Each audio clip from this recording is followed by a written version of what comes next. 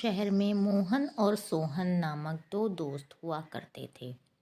मोहन एक उद्योगपति का बेटा था। उसके पिता की एक फैक्ट्री थी जिससे उनकी खूब कमाई होती थी। मोहन को इस बात का बड़ा घमंड भी था और वह अपने दोस्तों में हमेशा अपनी अमीरी का राग गाता रहता था। जबकि सोहन के पिता ठेले पर घूम घूम कर चूरन बेचा करते थे। किसी तरह परिवार का गुजारा हो पाता था। इस बात से सोहन बड़ा परेशान सा रहता था। उसके दोस्त भी उसका बहुत मजाक उड़ाया करते थे।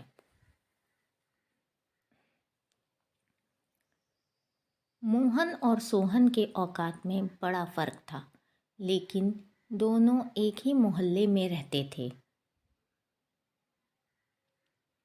इसलिए दोनों में दोस्ती हो गई। उनकी दोस्ती में अमीरी और गरीबी का कोई भेदभाव नहीं था, लेकिन फ़र्क तो फ़र्क ही होता है। मोहन अमीर होने के कारण कॉन्वेंट स्कूल में पढ़ता, जबकि सोहन के पिता के पास इतने पैसे नहीं थे कि वह सोहन को कॉन्वेंट स्कूल में पढ़ा पाते। इसलिए सोहन सरकारी स्कूल में पढ़ता था। स्कूल से आने के बाद सभी मोहल्ले के लड़के पास के ही मैदान में क्रिकेट खेलने जाते थे और खेल खेल में ही कभी कभी सोहन का मजाक भी उड़ जाता था कि सोहन भी बड़ा होकर अपने बाप की तरह चूरन बेचेगा। इस मजाक में मोहन की भूमिका कुछ ज़्यादा ही रहती थी, क्योंकि वह अमीर था और अमीर द्वारा गरीब का मजाक उड़ाया जाना आम बात है।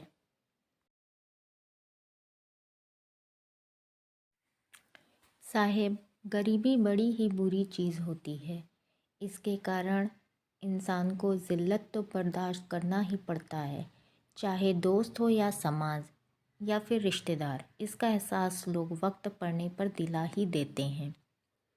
और अगर मोहन सोहन को मजाक मजाक में उसको उसकी गरीबी का एहसास दिला देता है, तो ये कोई आश्चर्य की बात नहीं है।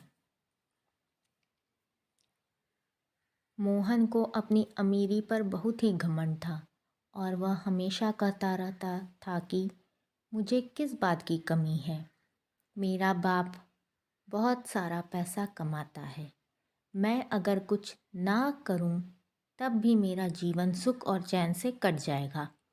पर सोहन, तू क्या करेगा, तुझे तो चूरन ही बेचना पड़ेगा। और इसी घमंड ने मोहन को आलसी और निकम्मा बना दिया।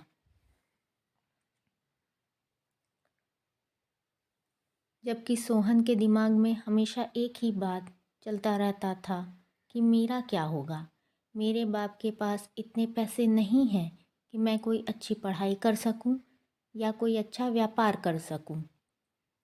साहेब, समय बड़ा बलवान होता है। वक्त बीतता गया, मोहन और सोहन दोनों बड़े हो जाते हैं। मोहन की अमीरी ने उसे अय्याश बना दिया और सोहन की गरीबी ने उसे कर्मठ बना दिया। मोहन अभी भी कुछ नहीं करता था, बाप के पैसों पर अय्याशी करता था और ज़िंदगी के लुत्फ़ उठा रहा था। इधर सोहन अब अपने कैरियर के प्रति सीरियस हो गया था। बीकॉम तक की पढ़ाई उसने किसी तरह कर ली थी। इससे आगे पढ़ने के लिए उसके साथ बहुत सारी समस्याएं थीं, क्योंकि उसके पिता अब बूढ़े हो चुके थे। इसलिए सोहन का कमाना अब उसकी मजबूरी बन चुकी थी। उसने कई छोटी मोटी नौकरियां की, पर उसे कुछ समझ में नहीं आया, क्योंकि सुबह से शाम तक ऐसी तैसी कराने पर भी महीने में उसे जो तनख्वाह मिलता था वह परिवार चलाने के लिए पर्याप्त नहीं था। एक दिन बैठे बैठे उसके मन में एक विचार आया कि मेरे पिताजी का जो चूरन का व्यापार है, अगर इसी में थोड़ा दिमाग लगाया जाए तो शायद कुछ बात बन जाए। और घर पहुंचकर उसने अपने पिताजी से कहा कि आज से हम अपने व्यापार में कुछ परिवर्तन करेंगे।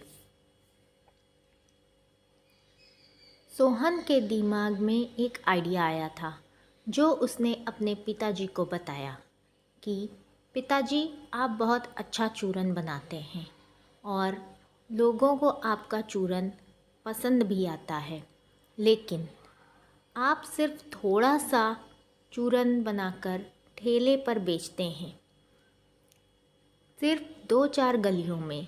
अगर मैं भी आपके साथ लग जाऊं और हमारा पूरा परिवार इस काम में लग जाए और हम सब मिलकर ज़्यादा से ज़्यादा और अलग अलग ढंग के चूरन बनाकर और ज़्यादा लोगों तक बेचें, तो हमारी आमदनी और भी अधिक हो सकती है।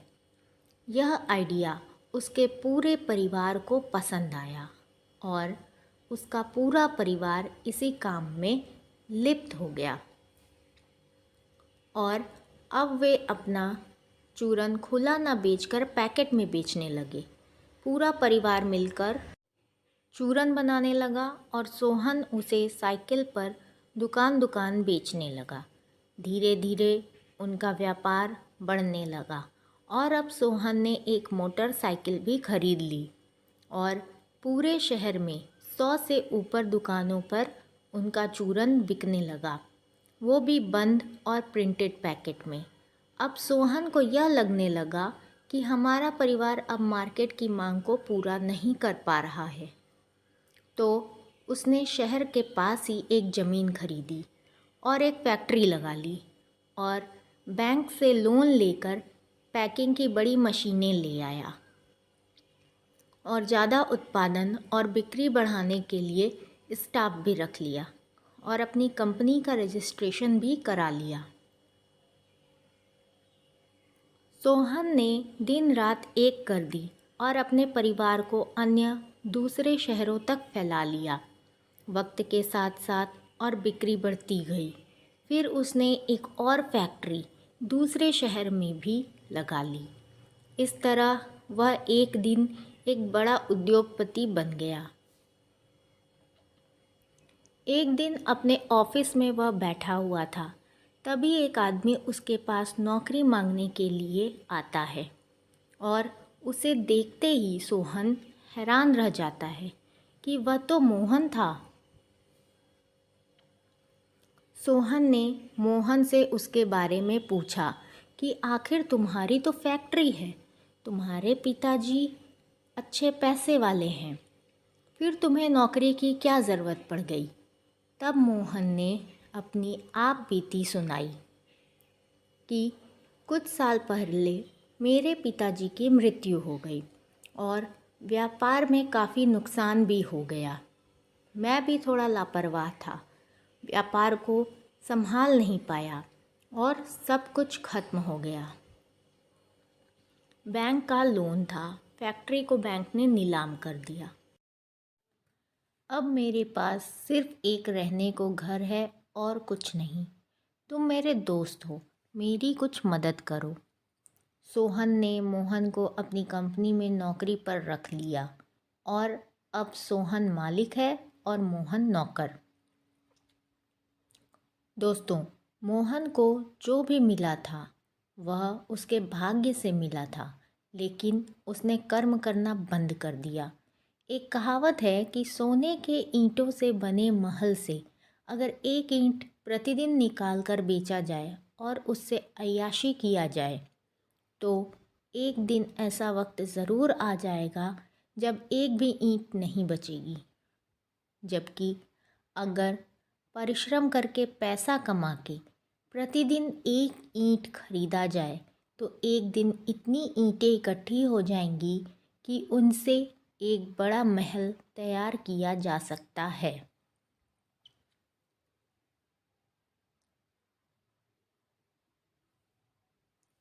गीता में भी भगवान श्री कृष्ण ने अर्जुन से कहा है कि इंसान के कर्म ही उसके भाग्य को निर्धारित करते हैं।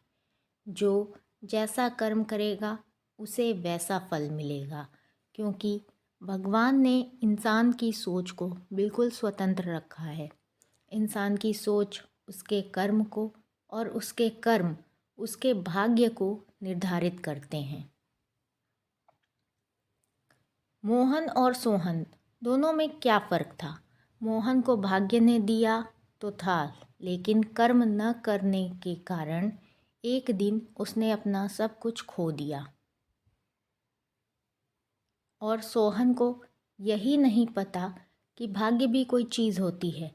उसने तो कर्म को अपने जीवन का हिस्सा बना लिया और एक दिन वही कर्म उसका भाग्य बन जाता है।